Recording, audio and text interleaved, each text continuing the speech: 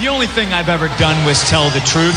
And I don't know how many countless title shots John Cena needs. And I don't know how many other people I need to beat. And how many times I need to beat John Cena to prove that I'm the best in the world. But one thing I know I don't need to do is anything for them. Because they turned their back on me. See, you were the one who wanted these people to stand on their feet. So you jumped off the roof of your house like an idiot, and then you subject yourselves to things like thumbtacks and broken glass and barbed wire matches. You'd even set yourself on fire if you thought it would get the adulation of these people. And the only thing I want out of them is to bring them to their knees. And I'll do that. I'll do that with a microphone. I'm not going to sacrifice myself. I'm not going to put myself in harm's way in one of these car crash, death-defying Hell in the Cell matches. I've beat John Cena. That's how you raised the bar. That's how you got your respect, by putting yourself through hell. You know how I raised the bar? 309. And tomorrow it'll be 310. Well, hold on. As long as we're spouting statistics, can I lay one on you? Can I give you a number? 29. The total of cumulative days I held the WWE Championship during my 3 title reigns. And guess what, Punk? All these years later, no one cares. Do you want to be a statistic? Or do you want to be a legend? No one cares about dates. What they care about are the moments that go on to define us. The moments of greatness. And in my estimation, as someone who's still relevant, you need one more. Now, I talked to AJ before I came out here, and she's understandably upset. So she allowed me to come out here and extend this opportunity to you. You see, John Cena just had elbow surgery, but he should be ready by Hell in a Cell. And John Cena is here tonight. Out of respect for you and the WWE Championship, AJ is allowing you to make the decision for yourself, but you're going to make it face-to-face with John Cena. You walk in and you say yes or no. Yes, I'm willing to have that moment of greatness, or no, I'm going to settle. All I ask, Punk, all I beg of you, when you make that decision, you think good and hard, and you make the right decision. Make it for you, make it for me, make it for them. Have a nice day. If you smell what The Rock is cooking. WBCB presents Pro Wrestling Weekly. Tell me he didn't just say that. Call in with a question or comment at 215-949-3232 or 888-922-2149. The Tower of Power, too sweet to be sour, funky like a monkey, oh yeah. And now, here's your host of Pro Wrestling Weekly, Fearon Derry. It doesn't matter what your name is. Really? Yeah! Hello, everyone, and welcome to Pro Wrestling Weekly here on 1490 WBCB and online at WBCB1490.com. Fearon Derry here with you after a 1-week absence from the airwaves, and there is a ton to talk about, to say the least. In case you missed the webisode, you can check it out on YouTube. Of course, a little video review of everything that happened last week, including a results of Night of Champions and a few other opinions. We'll get into a little bit of that if you'd like a little bit later in the hour. But some things of note for this hour: another casualty of Future Endeavor Friday. We'll get into that. WWE striking a huge deal with Hulu. And also we've got a WWE shoe update. Yeah, we'll talk a little bit about that coming up. Plus the Hulkster wants Brother Devon back, Edge going under the knife again, and Juggalo gang allegations, all that and a whole bunch more here in the hour. Of course, as you heard in the opening clip there, Mick Foley, a special guest on this past Monday's Raw, and kind of laying the challenge out there to CM Punk to define himself a little bit more by going into Hell in a Cell with John Cena coming up in 5 weeks. Actually, less than 5 weeks. We're at 4, aren't we?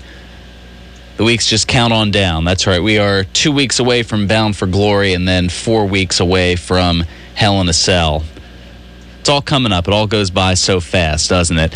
But a couple of quick look at the news and notes. Gave you some headlines a little bit ago. Of course, another casualty of Future Endeavor Friday. WWE announcing that the company and Kelly, of course, real name Barbara Blank, have come to terms on her release from the company. That, of course, happened yesterday. Kelly took to Twitter shortly after the company announced that she had been let go. She said, quote, "Had an amazing 6 years with WWE, made great friends, and have the most loyal and amazing fans in the world.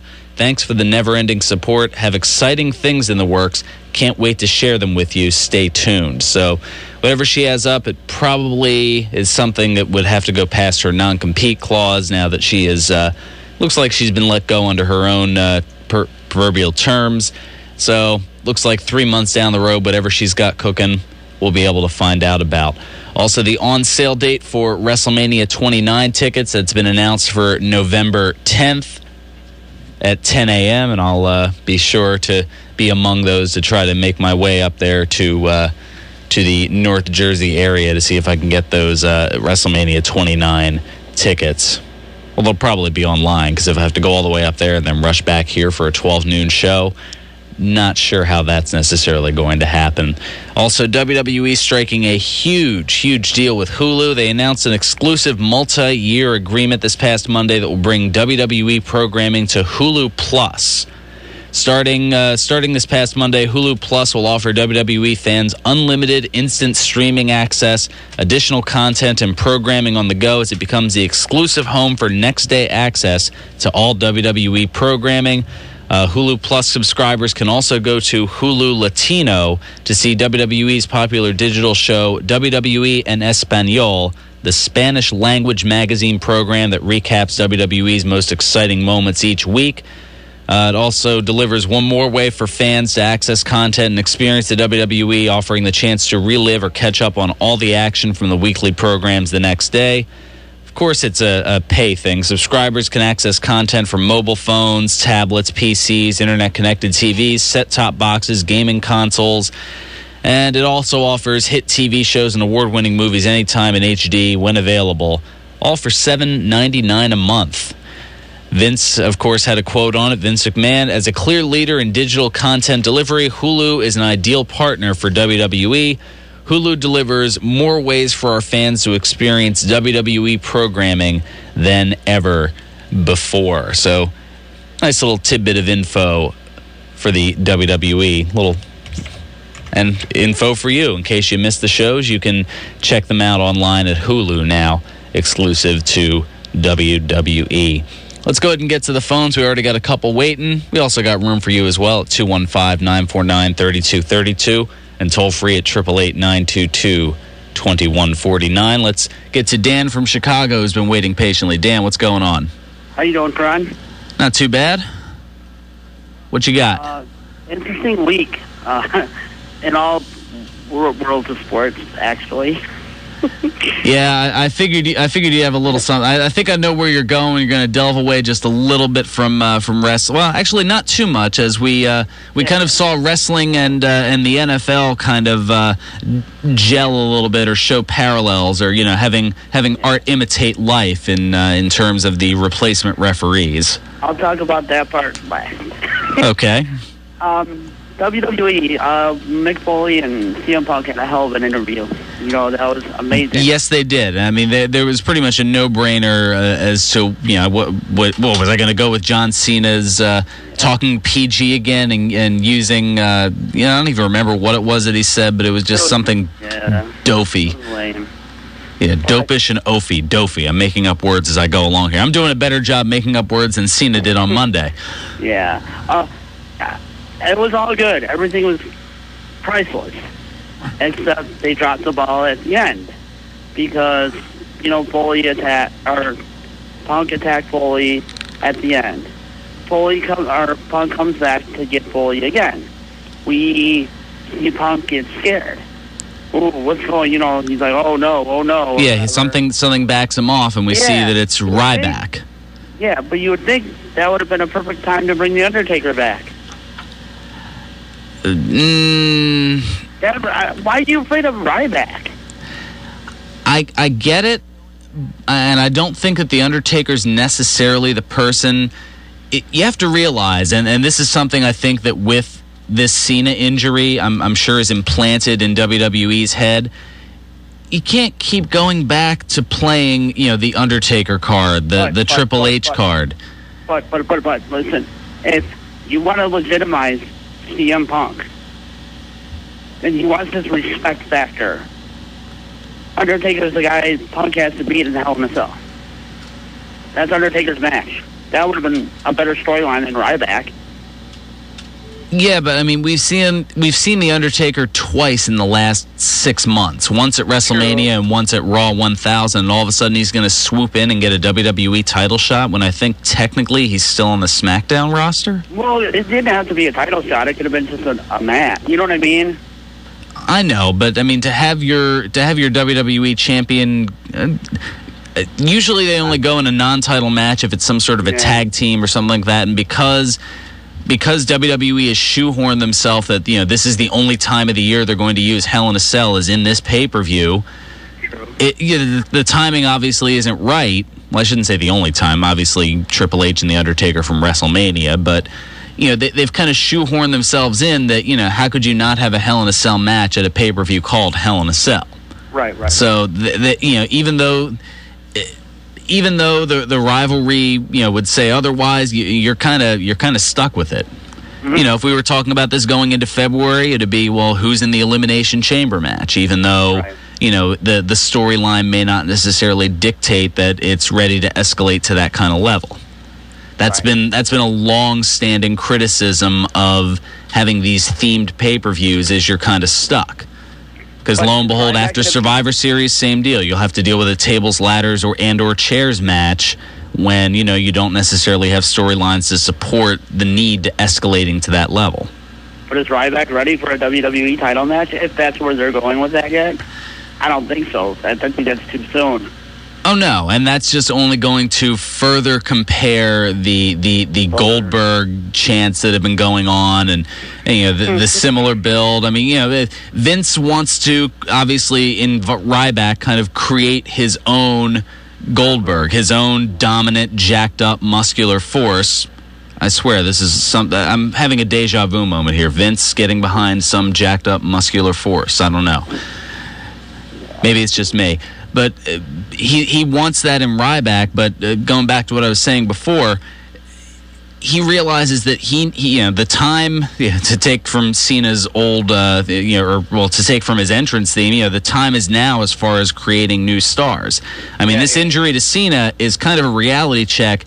Cena's closing in on 36 years old. He is probably your most active face of the franchise. I mean, when he's not out there in the ring, I mean, when isn't he doing some sort of interview somewhere, an appearance somewhere, or something for the Make-A-Wish Foundation? Yep. I mean, he is running himself nonstop, and it's finally starting to catch up to him. Yep. And now it's like, well, what other stars do you have waiting in the wings? Randy Orton's out. He's out filming the 12-round sequel. We'll talk a little bit more about that this hour. Okay. And, I mean, so there's, other than Punk, I mean, those are two big names there.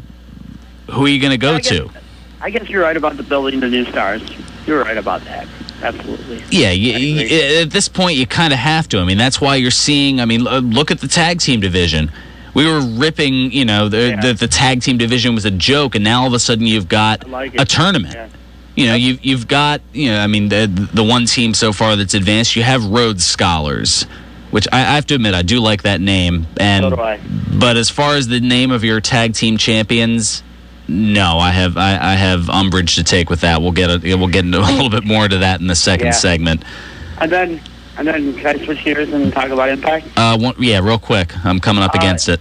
Yeah, everyone knows now who is the leader of the 8th of 8 because of what went down Thursday. And everyone, I'm like really tired of them rehashing the old, NWO storyline and why are they doing this? Why? I mean, we really don't know yet, but you have you know who it is because of the cattiness of the guy on how the guy was talking. And Garrett Bischoff getting mad because Hogan said no on the tournament. And he walked away. Hogan is saying no to a lot of these, no-name guys, and now they're going to, form a group to get, Impact, to get access to Impact. It's obvious who it is. It's just ridiculous that they keep rehashing this old storyline with, Eric Bischoff. What are your thoughts on that?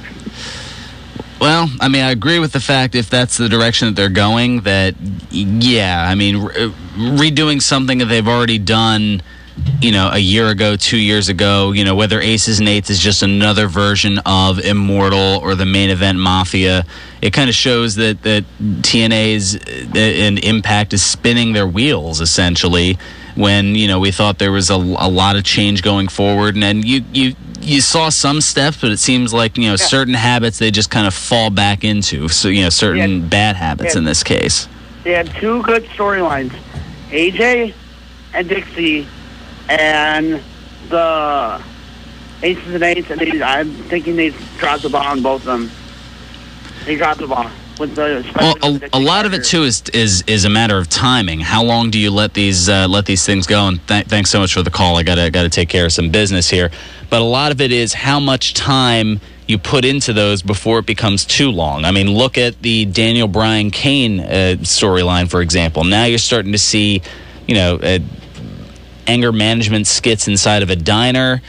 It's starting to get to the point where it's jumping the shark a little bit. And then I have to take umbrage with the WWE Universe for the voting this past Monday on the team name, either Team Teamwork, Team Friendship, or Team Hell No, and they go with Team Hell No.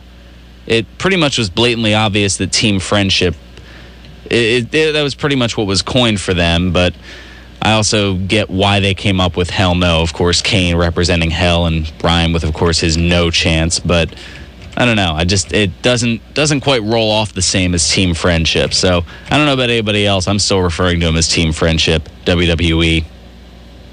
If you don't like it, oh well. All right, let's take care of some business. We'll get back. We've got Ed from the Northeast on the other side. We still have the WWE shoe update. Of course, the Hulkster wanting Brother Devon back. And also an observation that I had at the gym, and we'll get into that right now before we take care of some business. While I was at the gym this week, I saw a show called Dish Nation, which goes over the various gossip topics that are done on radio morning talk shows. And I noticed this familiar face as I'm doing my thing on the elliptical, and he looks familiar, but he has this sandy blonde hair. It took me a minute, but I realized it was none other than former interviewer and host for the World Wrestling Federation back in the 90s, Todd Pettengill. Of course, he has a morning talk show in the New York area that he's been doing for years, but this is the first time I've actually seen him in about 15 years since he left the World Wrestling Federation back in 97. And that got me to thinking, what blast from the past would you like to see from the world of wrestling who hasn't been in the TV spotlight in the last decade? We can iron that out, of course, this week. You can put it up on the Facebook page, and I can read it in the reaction for my webisode next week, since we'll be off the air next week. And we can even hash it out a little bit more going into 2 weeks from now when I'll be back on the air on the 13th. So, yeah, who haven't you seen in the last decade who you'd like to see or see what they're up to or something like that? I mean, it was cool and interesting looking at Pettengill, although I think he's got the sandy blonde hair to kind of hide the fact that he's starting to go gray, but that's merely personal opinion. I really have no idea. He hasn't even told anybody his age, so, definitely doesn't let people in as far as what he's thinking. That's probably why I haven't seen him do a wrestling interview since before he left the business, even talking about what he did with the World Wrestling Federation back in the mid-90s. Anyway, just some food for thought. We'll come back. We'll talk a little bit of TNA, Hogan and Sting, what they're doing with Aces and Eights, and, of course, more of your thoughts, Facebook feedback, and a lot more news as well. 215-949-3232 or toll free at 888-922-2149. Those are the ways to reach us here on Pro Wrestling Weekly on 1490 WBCB and online at WBCB1490.com.